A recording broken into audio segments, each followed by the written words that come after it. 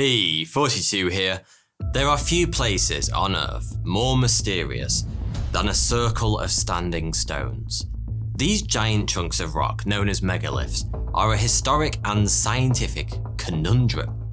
I mean, who in their right mind would devote substantial time to standing up tons of stone? And why? There is a power in these megaliths, an air of mystery that, to this day, causes rancorous debate between scientists, historians, and the slightly odd stone sodomites who visit these sites every summer and winter solstice, awaiting the first rays of the morning sun to split the earth in two and shit out a tree priestess or ancient druid. As with all good mysteries, the major questions lie in the how and the why. Why these stone circles exist all around the world, from the British Isles, across Europe, and oddly in the Horn of Africa, in various configurations, is still a matter of hot debate. It seems, however, the arguments divide between those all too familiar combatants of science v worship. In the science camp, it's commonly postulated they were used as astronomical observatories. Circles such as Stonehenge or the ominous Ring of Brogdar or Stonehenge in Orkney seem to be precisely arranged in such a way so they align with the movements of the sun and moon. You know that feeling when you come up with a revolutionary branch of mathematics only to be told that someone has beaten you to it? Well, sorry Pythagoras old mate, but most stone circles seem to have been built with extraordinary geometric precision well before you committed your theory to papyrus. In 2016, Gail Higginbottom, lovely surname Gail, from the University of Adelaide, announced the results of her studies of Callanish on Lewis and Stonehenge on the Isle of Orkney in northern Scotland. Using 2D and 3D modelling techniques, she was able to confirm that the stones aligned perfectly with the sun and moon at different times during their cycles, and these patterns repeated in standing stone sites around the UK. Around 50% of sites are aligned with the summer solstice sun, and the other 50% with the winter solstice. Convincing though this argument may be, it still doesn't completely piss on the chips of the worship camp. Paganism is steeped in its worship of the sun and moon, and so, rather than stone circles being solely celestial observatories, they were likely places where people gathered to celebrate and worship nature. Cue the naked dancing hippies. Naked moonlight dancing aside, they also served as a convenient place to dump all the dead people. There have been countless human bones found on sites of standing stones, and we know the ashes of local people were ritualistically brought to the centre of stone circles. And of course, there was a healthy dose of human sacrifice. At least we think. The historicity is slightly shaky here. And there were bloodletting rituals and practices to contact dark forces from the other side. The other side of this world, that is, not the Neolithic town centre.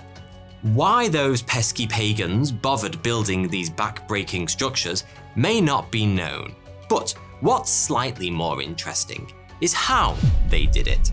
And a good place to start our exploration of this little poser would be the most iconic in the world, Stonehenge.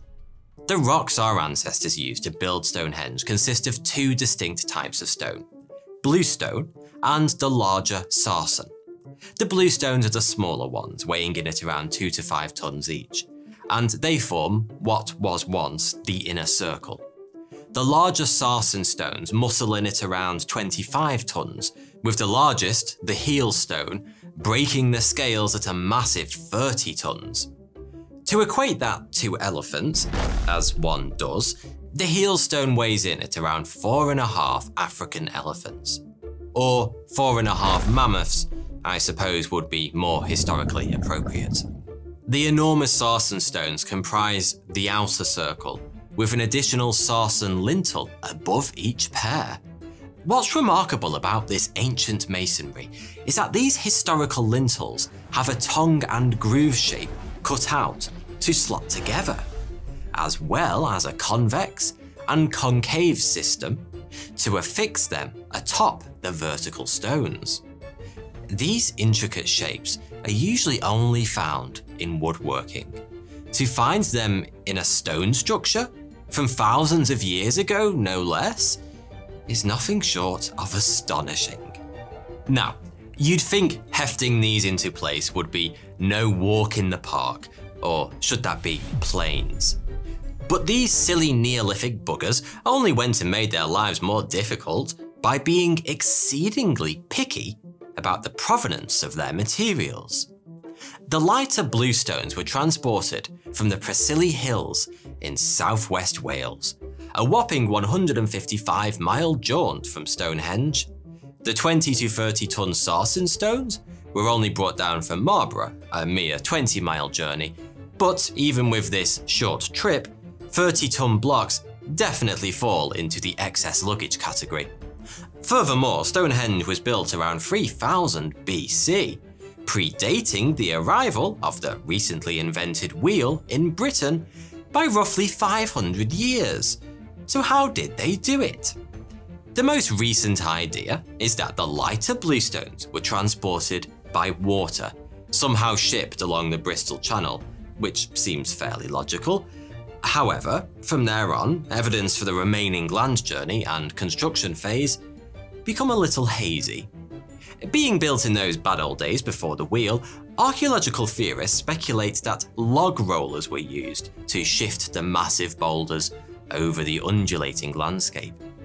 Vast numbers of logs were repeatedly lifted and relayed to create an endless conveyor belt.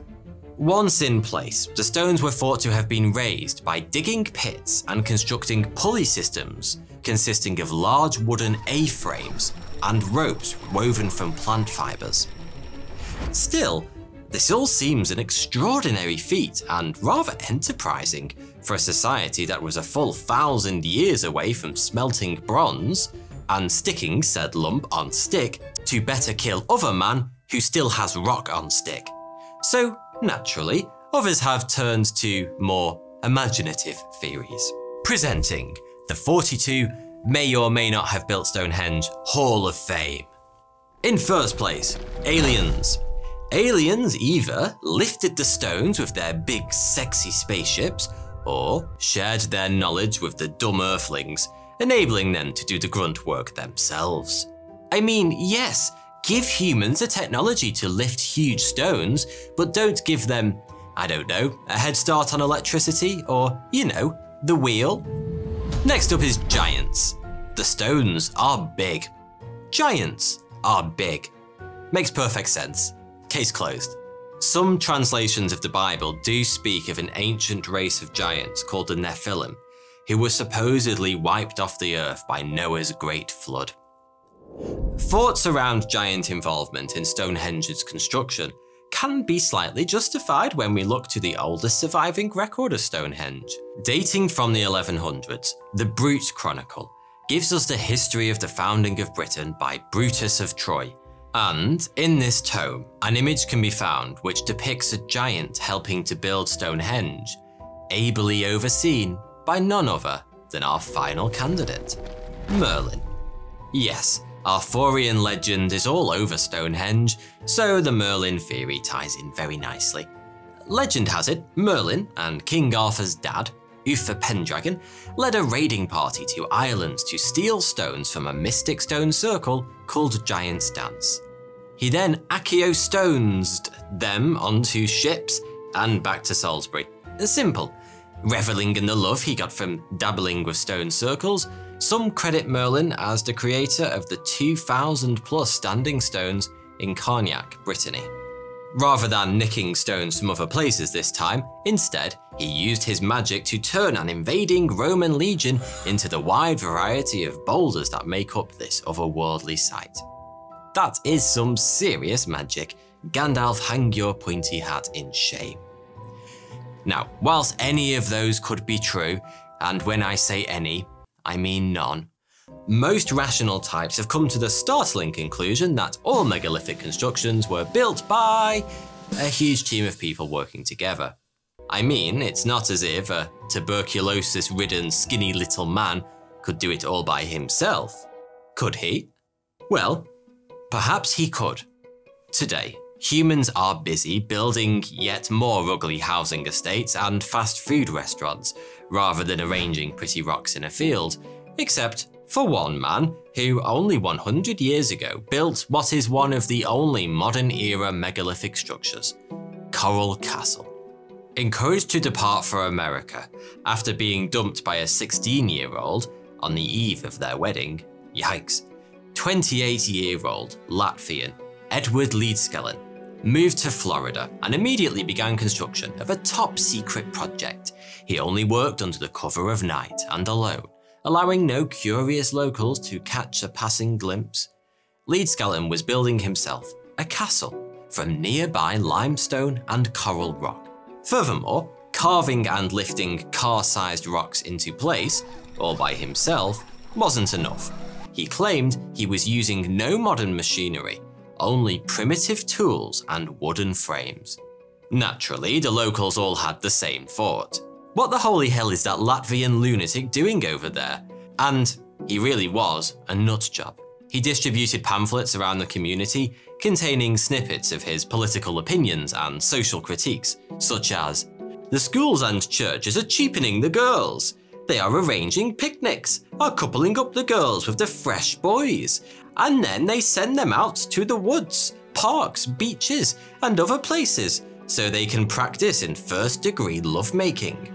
Remember how only a minute ago I claimed it would be impossible for a tuberculosis-ridden skinny little man to construct a monolithic structure?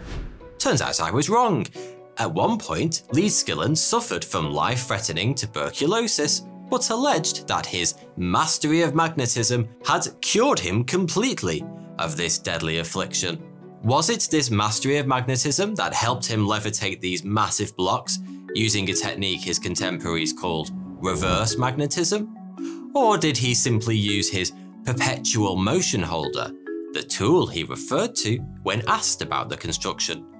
Did Leedskellen receive help from those aliens, just like the builders of Stonehenge were alleged to?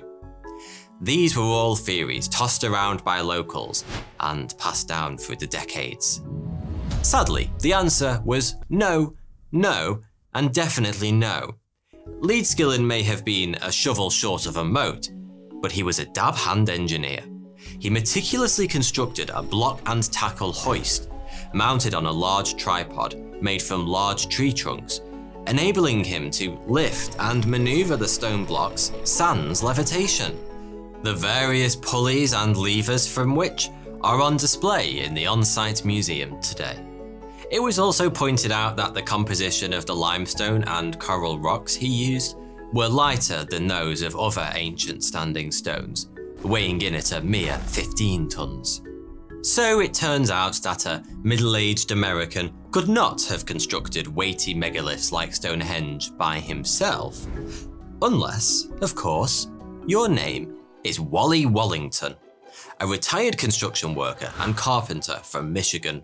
Wallington developed a fascination with moving heavy objects by himself. I mean, I suppose there are stranger hobbies somewhere. Wallington began moving heavy blocks of stone after discovering a nifty trick. If he placed a single rounded pebble underneath the block, he could rotate it indefinitely, single-handed, with little effort, no matter its weight. Doubling down on this outstanding achievement, he added a second pebble and realized that by rotating the block a half turn in each direction, sequentially, he could move a 1-ton block horizontally at 91 meters per hour. Wally was on a roll, well, more like a pivot, but he would soon be rolling. Next, he built ridged roads from wood, each ridge being the same width as the stone block. Mechanically, this contraption was simple, but it meant when the block began to roll, its momentum and weight kept it moving. Archimedes famously said, "Give me a lever long enough and a fulcrum on which to place it, and I shall move the world." Well, old Wally Wallington was a budding Greek polymath himself, because he said, "Give me a rock and I'll move your barn, mate." That's right, he moved his friend's 30 by 50 foot barn 274 meters by himself.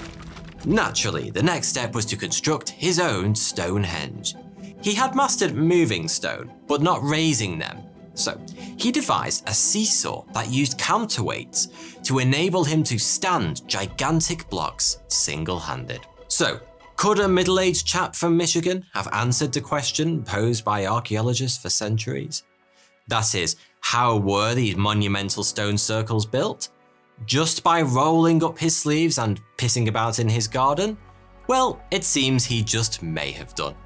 But even if our Neolithic ancestors had this insight, it's been estimated it still would have taken some 30 million man-hours to build Stonehenge. If you want to visit these mystical places, you'd better act fast, because they're slowly but surely sinking into the ground. Especially Stonehenge. It was actually none other than Charles Darwin who made the discovery. In 1877, he popped down to Salisbury Plains and noticed earthworms would burrow into the soil at the base of the stones and get busy feasting away. Then, they wiggle away from the stones and deposit that earth up to several meters away.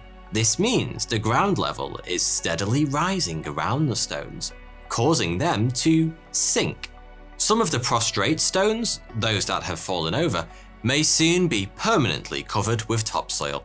Nevertheless, you've probably got another few thousand years before those wiggly bastards are done covering the whole of this ancient place. Thanks for watching. You can now buy my new book, Stick a Flag on It, on Amazon, or get the audiobook on Audible. You'll find a link to both in the description below. Thank you.